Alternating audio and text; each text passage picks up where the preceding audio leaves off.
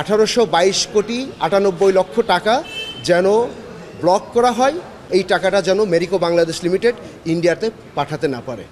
Merry-go Bangladesh লিমিটেডের সাবেক কিছু এমপ্লয়ি তারা আবেদন করেছিল এই মেরিকো বাংলাদেশ লিমিটেডের কাছে যে 2006 সালের যে শ্রম আইন আছে, এই আইনে একটা বিধান রাখা হয়েছে যে ওয়ার্কার্স প্রফিট পার্টিসিপেশন ফান্ড গঠন করতে হবে।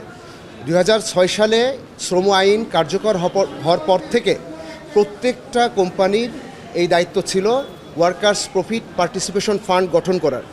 কিন্তু মেরিকো বাংলাদেশ লিমিটেড তাদের কাছে তাদের এমপ্লয়িদের বারবার আবেদন অনুরোধের পরেও তারা এটা করেনি এবং 13 সাল পর্যন্ত তারা এই ফান্ড গঠন করেনি। সেখান থেকে যে রাইটস তৈরি হয়েছে, এই রাইটসকে ক্লেইম করে শ্রম আদালতে তারা মামলা করেছিল। সেই মামলাকে স্থগিত চেয়ে মেরিকো বাংলাদেশ লিমিটেড একটি রিট ফাইল করে। সেই রিট এখন হেয়ারিং স্টেজে আছে এবং চলতি অবস্থায় মেরিকো বাংলাদেশ লিমিটেডের সাবেক এমপ্লয়িরা একটি আবেদন দিয়েছে। এই মামলায় যারা রেসপন্ডেন্ট হয়ে আছে তারা আবেদনটা দিয়েছে এবং এই আবেদনে 2006 সাল থেকে অদ্যাবধি মোট 1822,98,00,000 টাকা তারা ক্লেইম করেছে। এবং এখানে খুব ট্রান্সপারেন্ট বিষয় রয়েছে, সেটা হচ্ছে মেরিকো বাংলাদেশের ইতিহাসে সর্বমোট 900 কোটি টাকা 900% তারা প্রফিট দেখিয়েছে। সব মশার বিরুদ্ধে সুরক্ষা দিতে এলো বসুন্ধরা এক্সট্রিম অ্যারোসল, মশার বিরুদ্ধে এক্সট্রিম সুরক্ষা। গত বছর মেরিকো বাংলাদেশ লিমিটেডের প্রফিট ছিল মাত্র 200%। এই বছর হঠাৎ করে তাদের প্রফিট দেখানো হয়েছে 3840%, 3840% তারা প্রফিট দেখিয়েছে।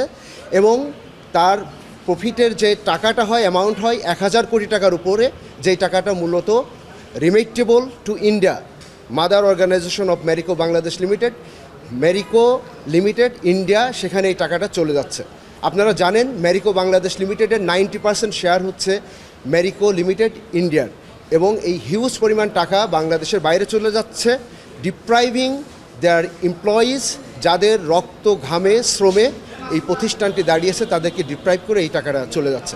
আমরা আবেদন করেছি এই 1822,98,00,000 টাকা যেন ব্লক করা হয়, আদালতের কাছে আমরা আবেদনটি করেছি এবং এই টাকাটা রেখে দেওয়া হয় till disposal of the rule, এবং এই বিষয়ে সুরাহা হওয়ার আগ পর্যন্ত এই টাকাটা যেন মেরিকো বাংলাদেশ লিমিটেড ইন্ডিয়াতে পাঠাতে না পারে।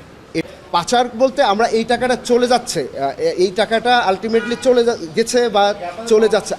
আমাদের দাবি এখানে, আমাদের পাওনা এটা 1822,98,00,000 টাকা। আমরাই সেই কর্মী যারা আজকে মেরিকো 40 কোটি টাকা দিয়ে ব্যবসা শুরু করেছিল 2008 সালে। সেই ব্যবসাটার আজকে মূল্যায়ন শুধু শেয়ার মার্কেটে ভ্যালু দাঁড়িয়েছে 8,000 কোটি টাকা, এবং তারা 16 বছরের জার্নিতে 3200 কোটি টাকা রেমিটযোগ্য টাকা এ পর্যন্ত ভারতে নিয়ে গিয়েছে। আশ্চর্যজনক বিষয় হচ্ছে একটা বছরের, যেখানে এই 15 বছরের ইতিহাসে 4 থেকে 5%-এর বেশি কখনোই তারা রেমিট করে নাই, আজকে একটা বছরের মাথায় 34% রেমিট করেছে। আমাদের প্রাণের দাবি, আমাদের টাকা পরিশোধ না হওয়া পর্যন্ত ইন্ডিয়াতে কোনো ধরনের টাকা তারা কোনো উদ্দেশ্যে অতিরিক্ত প্রফিট দেখিয়ে বা তাদের এখানে যে এফডিআরগুলো আছে সেগুলো ভাঙিয়ে পাচার না করতে পারে, আমাদের যতক্ষণ না পর্যন্ত অধিকার নিশ্চিত হচ্ছে।